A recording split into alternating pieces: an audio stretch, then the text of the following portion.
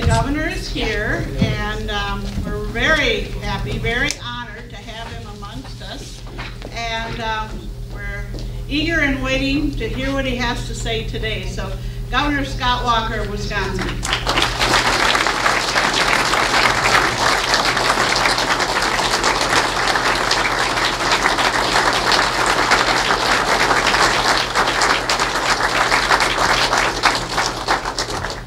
Thanks. What a great crowd. I heard you had an outstanding session earlier with our ever so bashful Secretary of Tourism, Stephanie Platt. We just had her out in D.C. She may have told you a little bit about that. Had a little bit of fun there, and we had a couple of spouses said, "Why don't we have a Secretary of Tourism like that?" I think the more she's known around the country, the more we know how grateful we are that you're here, and we appreciate that, and the great team that you have at tourism. Boy, what an honor to be here. I know I surprised folks a little bit. I am unlike other politicians, and this is bipartisan. Typically, other governors and presidents are a little late. I don't like being late. I like being on time because I figure your time is as valuable as my time. And so we're going to keep you on schedule, and appreciate you being able to hear a little bit of the last panel there. But thanks so much for having me back. It's an honor to be here with all of you. I see Chairman Humphrey greeted me on the way in, and appreciate all the organizers in putting this great event together. I'm going to share a little bit about our vision for economic development, not only for Monroe County and this region, but for the entire state of Wisconsin, and I really appreciate the chance to share with you today. It's actually been an interesting morning. I started out, I've been normally, as some of you may or may not know, actually a couple of you know, because a couple of you, I see a couple of friends who know folks related to my kids. Actually, see one who knows her grandson and my grandson, or my grandson, boy, I'm getting ahead of myself. Her grandson, I better not have her grandson, or my son's going to be in trouble. And my son, our good friends, our two Matts know each other, so it's good to see some friends out here. But usually I'm back home in Wauwatosa. If I can circle back home, I've got one son who's still a senior in high school, the other one's in college. I make my way back home just about every night. So the night before was one of the few times throughout the month that I'm overnight in Madison. And I came home last night in Wauwatosa after making the rounds around the state.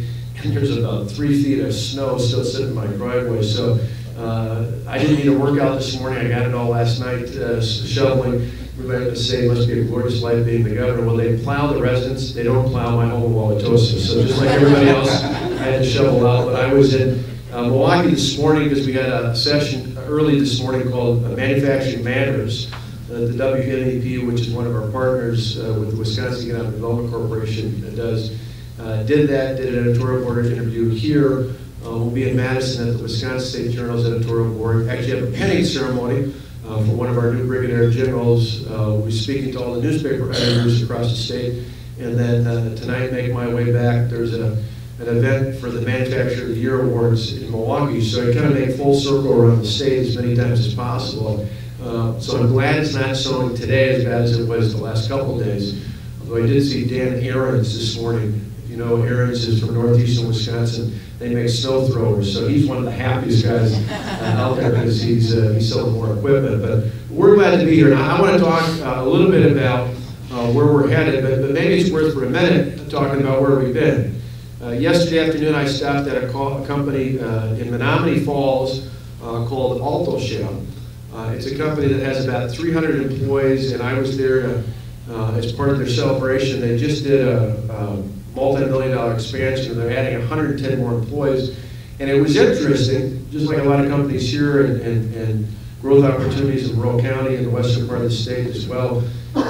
It was interesting hearing them talk about this expansion because they started out back in 2008, or at least in their presentation, and talked about how the recession really had a negative impact.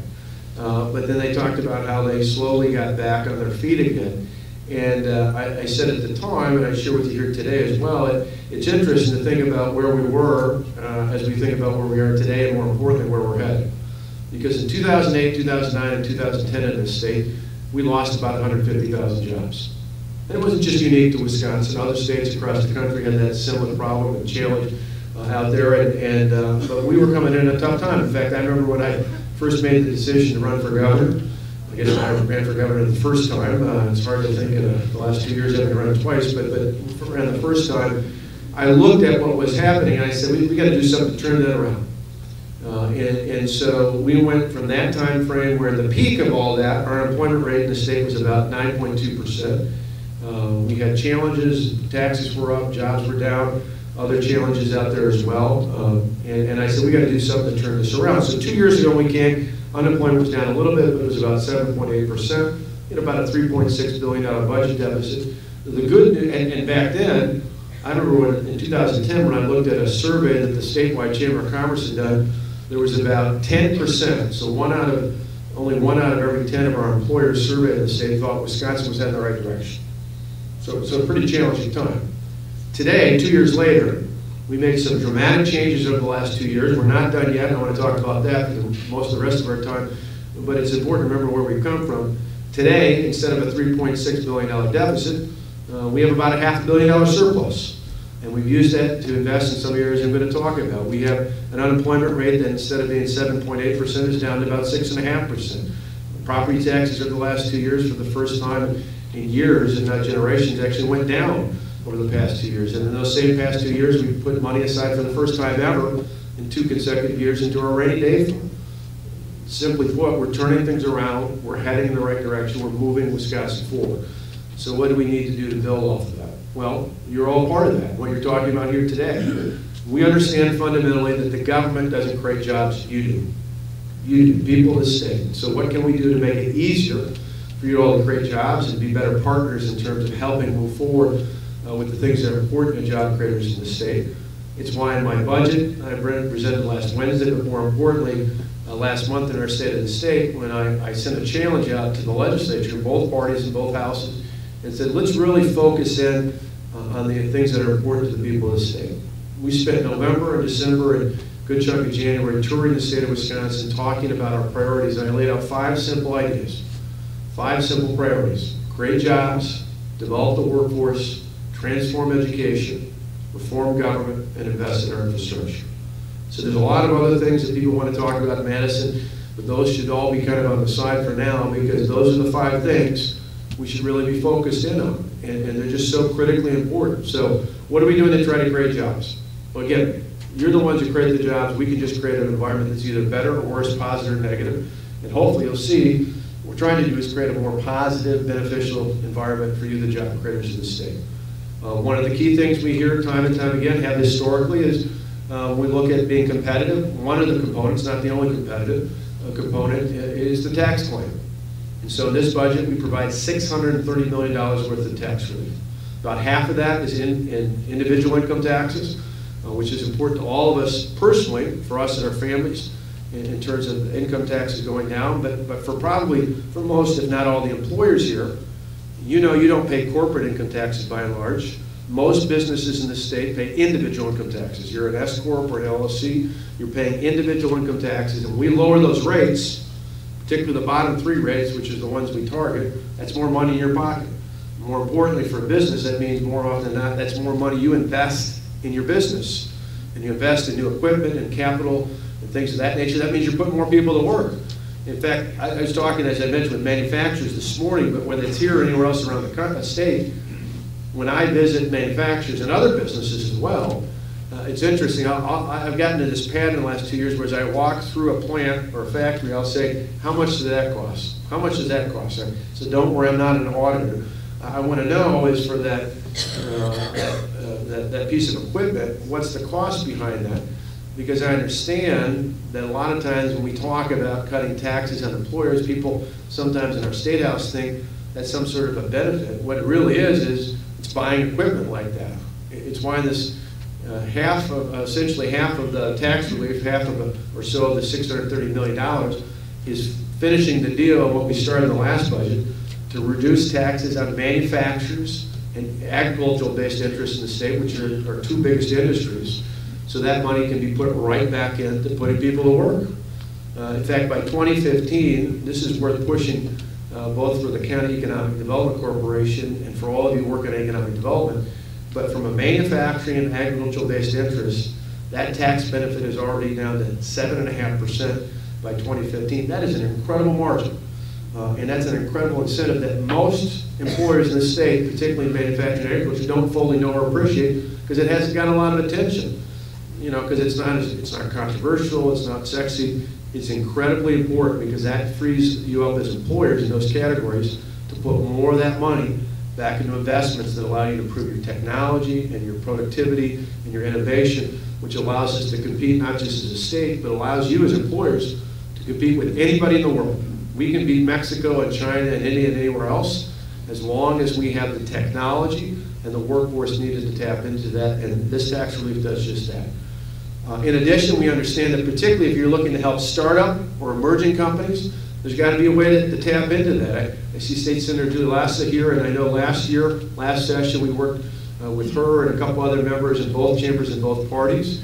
One of those caucuses, not hers, but was a little bit more of a challenge to deal with, so we didn't get the job done. We put more money, $25 million more in investment capital, and hopefully working with both parties in both chambers, I think, because we've now got a funding source. That was one of our hang-ups, I think, the last time for at least that other caucus, was now we've got a chance to say, let's put an investment fund for investment capital, so that if you've got people who've got a new idea for a company, or you've got an emerging business, and increasingly, the economists tell us that the net new jobs are overwhelmingly going to come from new or emerging companies.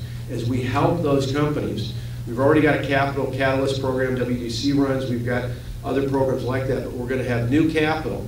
And we're not going to be the sole funding source, but we can certainly help bridge the gap with other traditional financial institutions, banks and credit unions and others that help provide loans for employers in this state. We can help bridge that gap. And we've got a new source of doing that in this budget. And then finally, in terms of creating jobs, we put money into marketing. Now, Stephanie probably talked about this earlier, but it's worth repeating. 2 years ago, even in a tight budget, tight economic times, we knew, for all of you here who are in retail, you know the time it's the most important to spend money on advertising is sometimes the time when it's the toughest, because you need to draw more customers in.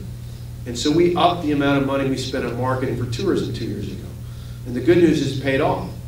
2 years ago, we had about a $14.8 billion economic impact of tourism in the state. A year later, it had moved up to $16 billion. In fact, in this county alone, you've had about almost a 21% increase in travel expenditures, which is through a lot of good work of your organized efforts here, but also through the help that marketing brings in terms of bringing people in from across the state line, from the Twin Cities, and bringing people up from Chicago, and bringing people in from across the state and around the region. We've seen the success that brought to tourism.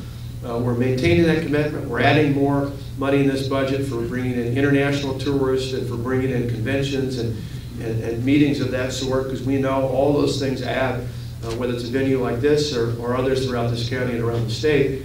But we're adding to that because we also understand when it comes to our business climate, not only to bring employers in, and we're getting some good attention. I mean, a couple years ago, we were ranked in the bottom 10 on most of those lists of the best and the worst.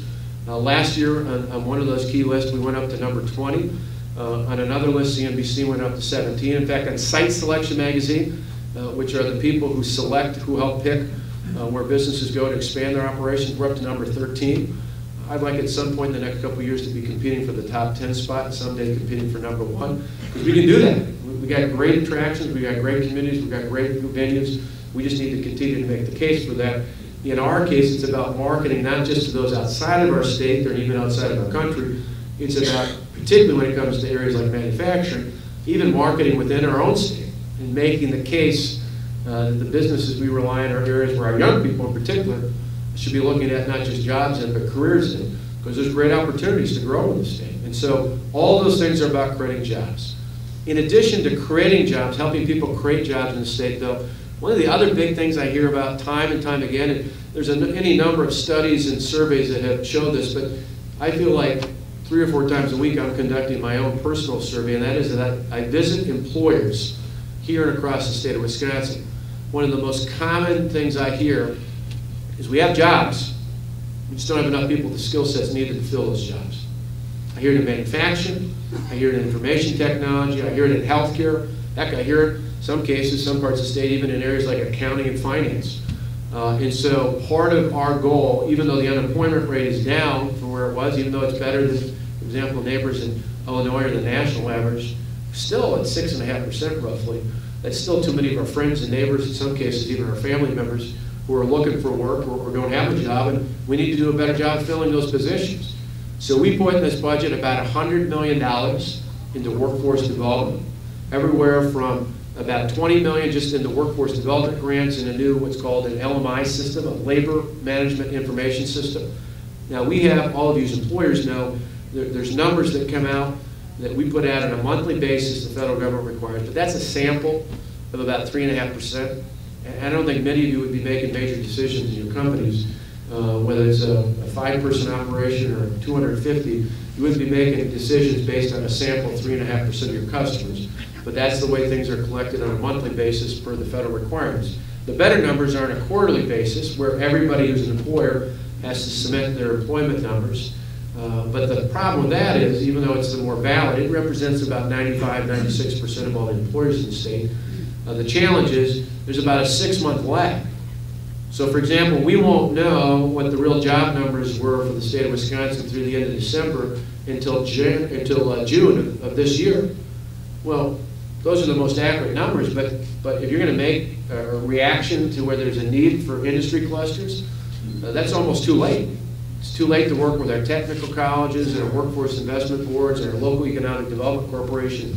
It's just too late to make those sorts of decisions. And so what we're doing is not replacing, but adding to the federal requirements and putting in place, hopefully, a more time-sensitive labor management information system so we can track, whether it's here in Monroe County or it's throughout this region of the state or as a state as a whole, we can say, okay, in this area, maybe something happens that we have an abundant, quick need for more high-skilled welders or fabricators, or maybe we need more certified nursing assistants, or whatever the issue might be. We can adapt to it right away. We can work with Western Tech and others. We can find a way to plug that in and work with our various components of workforce development, be it in our workforce investment boards or technical colleges or otherwise. So we've tied that in. We also want to start early on and tie it into not just workforce development, but education as well, because I not only hear an immediate concern or need for people to fill jobs that are open right now, but I also hear from employers who say, there's an issue today, but increasingly we've got more and more people who are at or near retirement, because the whole baby boomer age is at or near retirement. And so that's both a tremendous challenge. Anybody who's an HR person here knows that's something to worry about, because in a few years there's going to be a lot of really exceptional employees at your company who are going to be thinking about retirement. And so how do we fill those spots? How do we make a difference there? And the benefit with that is we need to take a step further. We need to start all the way in our schools. So in this budget, we put money in to start all the way in 6th grade to help our schools across the state do academic and career assessment, so that if you look other countries around the globe that have been successful of late, they're countries where they start thinking about their careers sooner. And so we're not waiting. In fact, one of the most frustrating things I found with our technical college system as a whole statewide last year was, one of the fastest growing groups of students in the Wisconsin technical college system were people who had 4-year degrees. So the people who went to 4 years of college at one of our public colleges or private universities, and then they decided after they were done, well, not necessarily decided, they found out that the jobs that were open didn't require that. And then increasingly more and more people are saying, the career I want, the career that's open, the career that seems like a more viable option for me requires a 2-year degree. So they're going back in again, and we got to figure out a way to correct that sooner for the person first and foremost, so they can get into the workforce sooner and go directly into the path that they're interested in as a career. For employers, so we get people to use sooner with the skills you need to fill those jobs. And as a taxpayer, so we're not subsidizing people's higher education twice. Because it doesn't make any sense to do it for a 4-year UW system school and then, again, to help offset part of the cost for a technical school. So we're doing that. We're adding to the ACT test. Right now we have some of the highest ACT scores in the country. That's because a fraction of our high school students take the test. So Dr. Tony Evers and I have worked together on that, about having every student take that and part of what's called ACT Suite, so that even those who aren't planning a career that requires a college-bound experience, that there are other ways of testing career readiness that isn't just about going on to college. But we want to know where people are at so we can plug them in the right place. It's a little bit of a risk because politically there's going to be an adjustment when you test a few and then you test them all. People are going to say, hey, your numbers changed. I'm willing to do that because I want to know really where we're at, not just where a few are at, but where everybody's at. So we're making sure we're plugging them into the right career path. So those are areas we're doing. We're also, when we talk about education, not only trying to create a better career path, but to make sure we reward high performers and rapid growth school districts. At the same time, there aren't many, but there's a handful of our schools across the state that are failing to meet expectations. We put money in there as well to help fundamentally turn those schools around, but not without a plan. We're not going to pay them more money to keep them doing the same thing that got them failing in the first place. We're going to provide more money, and they have to submit that to the DPI, the Department of Public Instruction, to show they've got a turnaround plan to get things back on track. Because we want to make sure in every case, our focus on making sure that every kid, no matter where they come from, no matter what their background, has access to a great education in this state. And then when it comes to reforming government, you know, a lot of times you think of reforming government, and I think back to like 20 years ago when Al Gore was talking about reinventing government. Well, we've done some of that. We've acted on the waste, fraud, and abuse. We drove down the cost there. We provided reforms not only for state but for local governments. But one of the biggest things I think we need to reform is the whole process of government dependency. And it's not just a philosophical issue, it's one that applies to you as employers. Let me give you a couple examples. Moving forward, we want to move people from government dependence to true independence. I'll give you an example. For years, Wisconsin, like nearly almost every state in America, there's 46 states that have waivers, had a waiver not to require people who are on food stamps to either have to have a job or be enrolled in work training, employment training.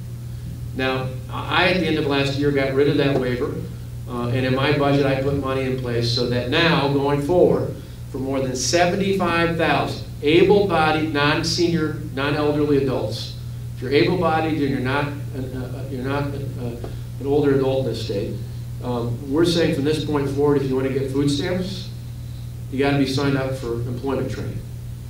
Now, up until now, that was voluntary. So, out of the 75,000 plus people that would qualify for this, a couple thousand at best were involved in the voluntary programs. Now, let me give you an example of one of them. A young woman last year named Elizabeth, single mom, was involved in this program voluntarily. She went out and got the employment skills, got connected with a technical college, got trained as a certified nursing assistant. And last Wednesday, I told her story at our budget address, but she couldn't join me. She couldn't join me for the budget itself. Why? Because she had just put in a full day's work as a CNA, and at night she was so motivated by that, she had already started to sign up to be enrolled to get her license as a registered nurse in the state of Wisconsin. Now, a little bit over a year ago, she was unemployed, on food stamps, not signed up for any work training, took advantage of our voluntary program, and today she has a job as a certified nursing assistant, and she's preparing to get the education she needs to be a nurse. The reason I tell you that is some people might look at this new requirement I put in place and say, you know, why are you picking on poor people? Why are you making it harder to get government assistance? I said, I'm not making it harder to get government assistance. I'm making it easier to get a job.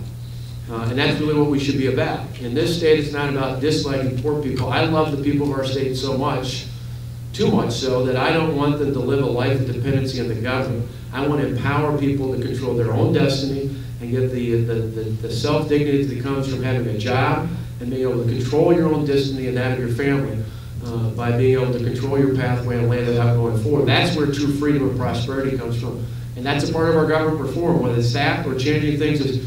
For a lot of you as employers, you see this changing from the old adage where under unemployment comp, somebody had to look for work twice a week. We say now you got to do it 4 times or more is our proposal. I don't know why that's shocking. Again, somebody in the media said, well, doesn't that make it harder to get unemployment? I said, no, it's easier to get a job as well. And I think back to my father's voice in my head. If I was unemployed, he'd say 4 times, what the heck are you doing? If it's open 5 or 6 times a week, you better be in a store or a factory or someplace looking for work every day. There's someplace open out there. That's what we should be encouraging. It's not about making it easier to be dependent on the government. It's about making it easier to be employed, which brings true independence to the people of the state. And it's not only good for the taxpayer, it's good for the people we're serving. And finally, our 5th thing is making investments in infrastructure. We include about $6.4 billion in terms of our transportation system investments in this budget. It's critically important. certainly for our roads and our bridges, but increasingly as well for freight rail. I know in this part of the state there's a lot of talk about, for example, frac sand mines and mining, and that makes it a lot easier, and it makes it a lot more environmentally sound if there's more spurs off of that, because you can connect that right there and not have as much burden on county and town roads and things of that nature. Having more money and more resources in for freight rail makes a big benefit. At the same time, you have the jobs and the benefit that come from that. So whether it's in our freight rail operations, our ports, our airports, our roads, our bridges, we put a total package of $6.4 billion in, because we think investing in infrastructure is important, not only for the jobs that come from building the infrastructure, but as many, if not all of you here know, it's incredibly important for other industries, manufacturing, in agriculture, in timber, and other fields as well, because you got to have a way to get product to and from market. It's one of the reasons why we're proud over the years that Wisconsin, particularly in our rural parts, has one of the best rural transportation infrastructure systems in the country because of our dairy industry. We know if you can't get any product, be it corn, soybeans, other crops as well, cranberry, and you name it, but particularly when it comes to dairy, it's a time-sensitive nature to that, and you've got to be dependent heavily dependent on a good transportation infrastructure. So we include that in the budget. We include ways to continue to go forward with cost-effective and reliable sources of power.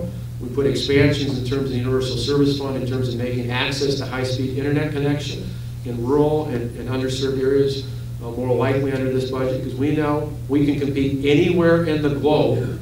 We can compete if we have a good, solid system when it comes to drawing up on our workforce, on our energy support supplies, on our transportation infrastructure, and on our internet access.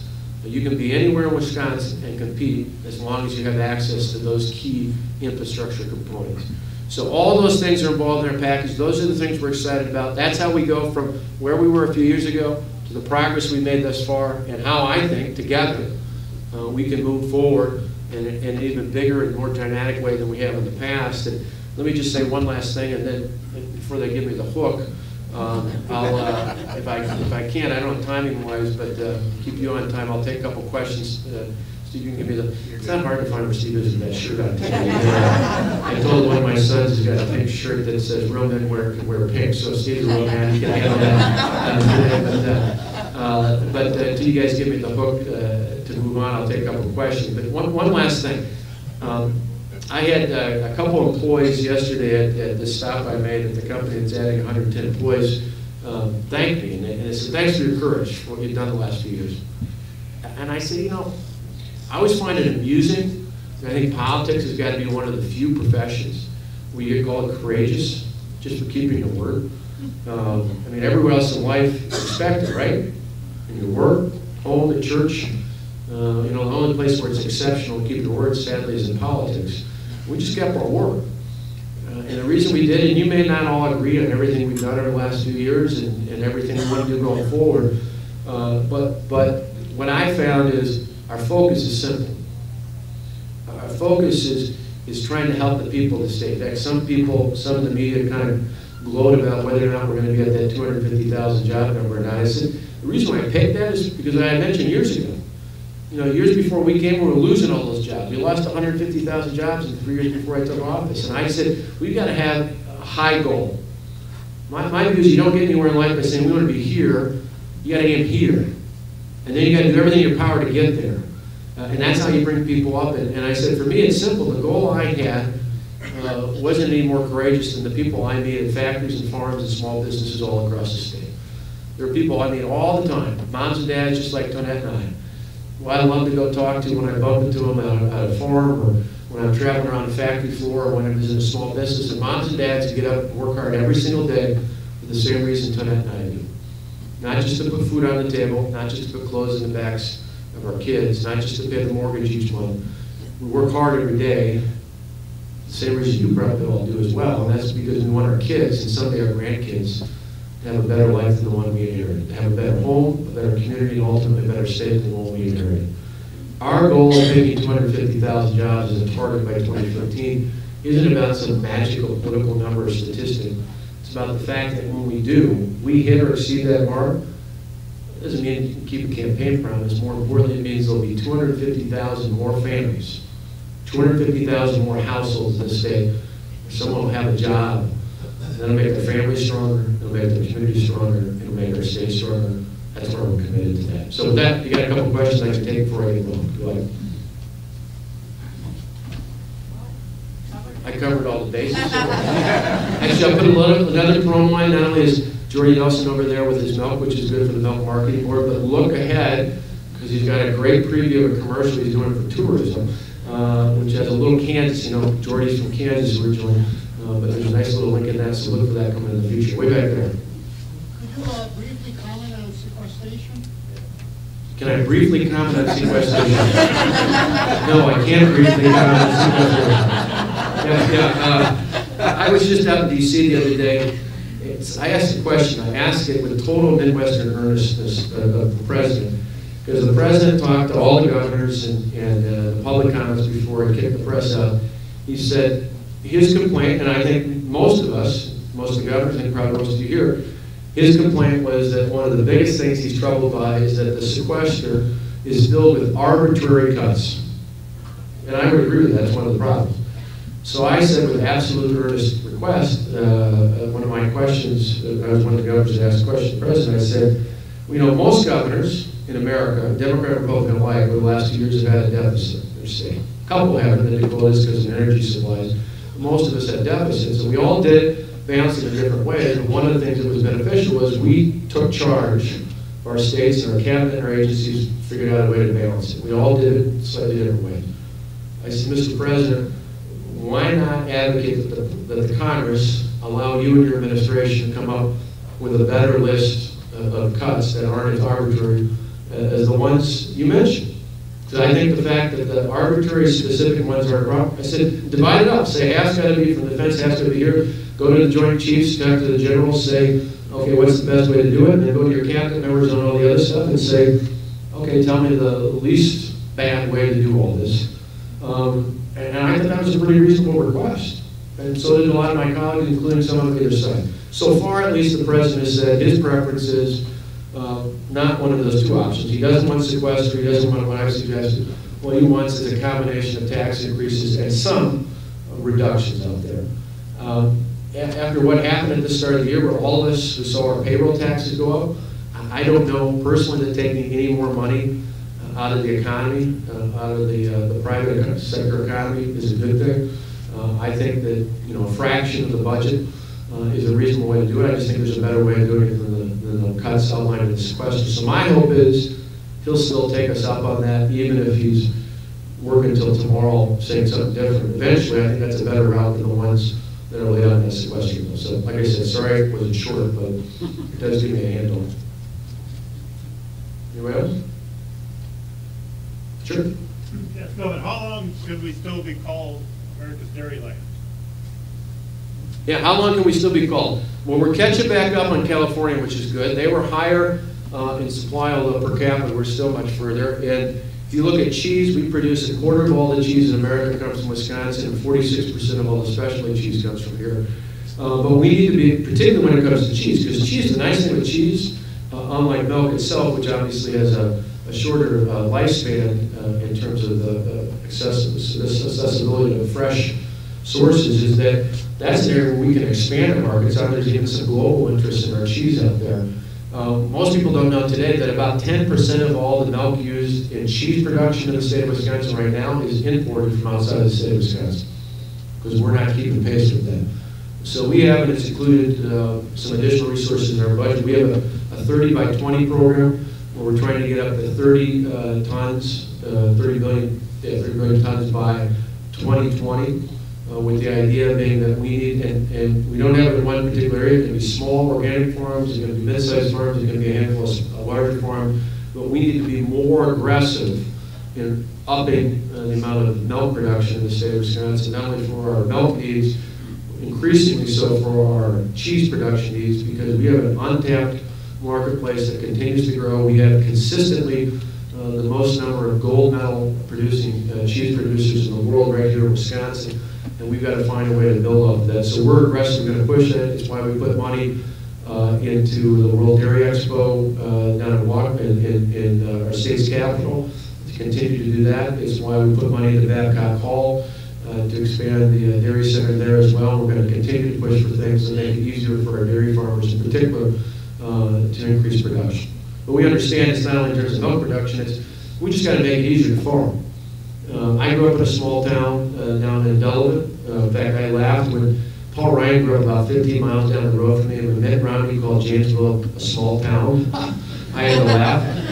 Our idea of a big Friday night was to go to Janesville to Shakey's. We didn't have anything like that. That was a big deal for us. And Shakey's in a little bit of a mall, and that was like a big Friday night for us in Delavan. But growing up, my dad was a preacher once, since retired, but there for a little while I was in a smaller town in Plainfield, Iowa, just over the Mississippi, a town about 450. In both cases, a good number of our church members and my classmates, moms and dads, were dairy farmers.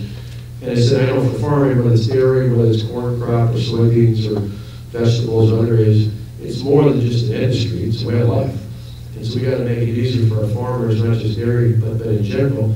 It's why we try to rein in property taxes. It's why we try to rein in frivolous lawsuits so that there's a right to farm in the state. It's why we try to make sure the regulations we do have are about common sense, not about government red tape. I mean, all those things I think play into making it easier to farm here, so that's a stronger way of life, not just for our farms, but for our rural communities who support farming and everything that's related to that in the state.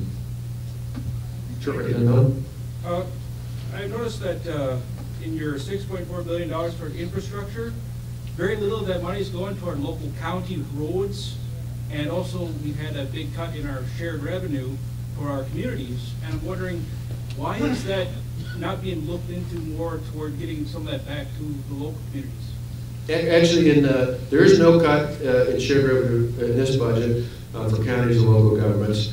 And actually, of that, there's a fair amount. There is an increase in terms of maintenance funds in our partnership that most areas, not every county, but most counties partner with the state of Wisconsin, the Department of Transportation for maintenance dollars. So there actually is an increase there in that regard as well. It's a good question, it's a good point. Because there wasn't 2 years ago. We reined that in, and 2 years before that, part of what we had to backfill in was there was about $1 billion cut out of the transportation fund that was taken to fund other services, and we've been trying to backfill on some of that as well. Great, well, we kept you on schedule. Again, thanks for letting me come. I'm not nearly as entertaining as Stephanie Klett is, but it's hard to compete with Stephanie. But we appreciate it all, and we'll be out. We haven't picked a date yet, but from a tourism standpoint, I hope all the interest in tourism will be at the conference next week. It's the Governor's Conference on Tourism. I'll be there both for the kickoff and for the awards on Tuesday night. It's a great time. It's a great way to celebrate the good news that we've had in tourism, to build off of that. And I'll be back out this summer. We haven't picked exactly the date yet, but now, thankfully, things have calmed down. There aren't any more elections, at least I know about. So I can go out and ride my Harley around the state and the surrounding areas and promote tourism. And for any of you who are Harley enthusiasts or who know some, feel free to join us on that as well. But again, thank you for having me back in Monroe County. Appreciate it. Thanks for the good work you're doing here. We'll see you on the road.